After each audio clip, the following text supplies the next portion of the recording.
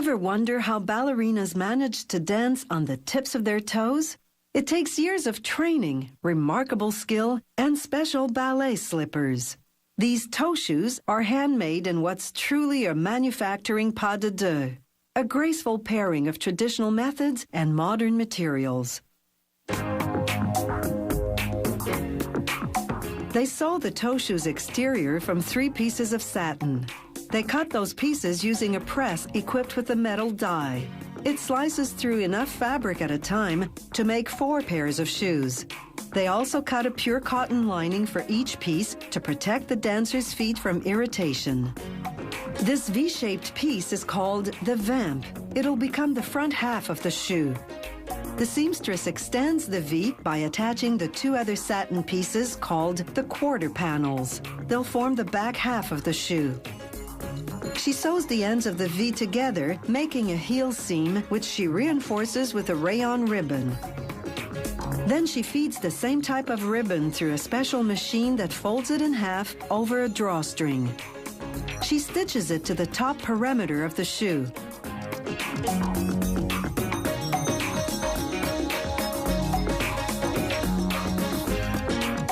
This encased drawstring will enable the dancer to pull the shoe tightly around her foot. Now they put the satin upper onto a wooden form to check the sizing. It's absolutely critical that the height of the vamp be correct to within 3 millimeters. If it's even slightly off, the top of the shoe will cut into the dancer's foot. The shoemaker nails the cotton lining to an insole on the bottom of the form. The insole is made of rigid cardboard for support, imbued with plastic for flexibility. After trimming off the excess, he glues the lining onto the insole, making neat little pleats. Once the glue dries, he removes the nail and trims the excess pleating to eliminate any bumps that would irritate the foot.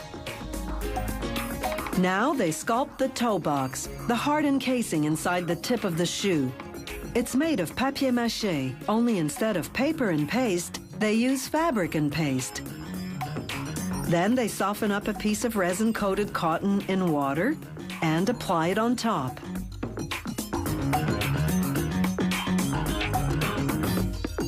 Next, they saturate 2 pieces of burlap with paste and apply them one after the other over the cotton.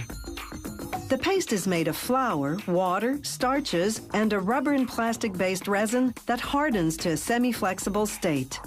That's key because the toe box has to be stiff enough to bear the dancer's full weight, yet flexible enough so that the ballerina can move fluidly.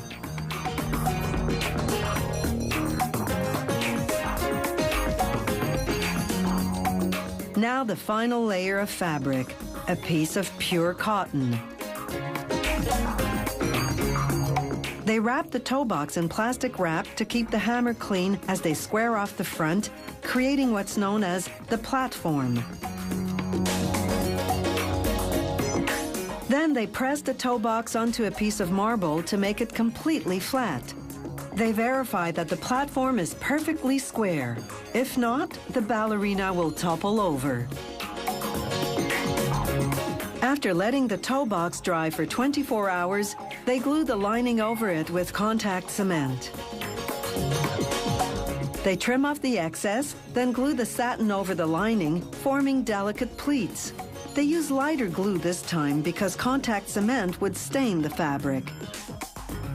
They apply a foam filler to even out the shoe's underside, then coat it with high-strength vinyl glue.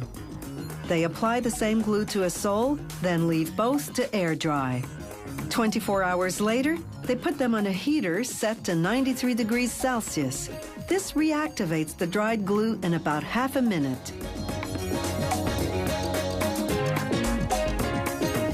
They apply the sole, then put the shoe in a press for 15 seconds to solidify the bond.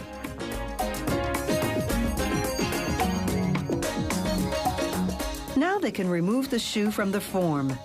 The sole is made of suede, a material that has just the right amount of grip. It's non-slip, yet still enables the dancer to glide smoothly across the floor. The last step is to glue in a white suede sock liner. It cushions the ballerina's foot and keeps it from slipping forward when she's dancing on her toes.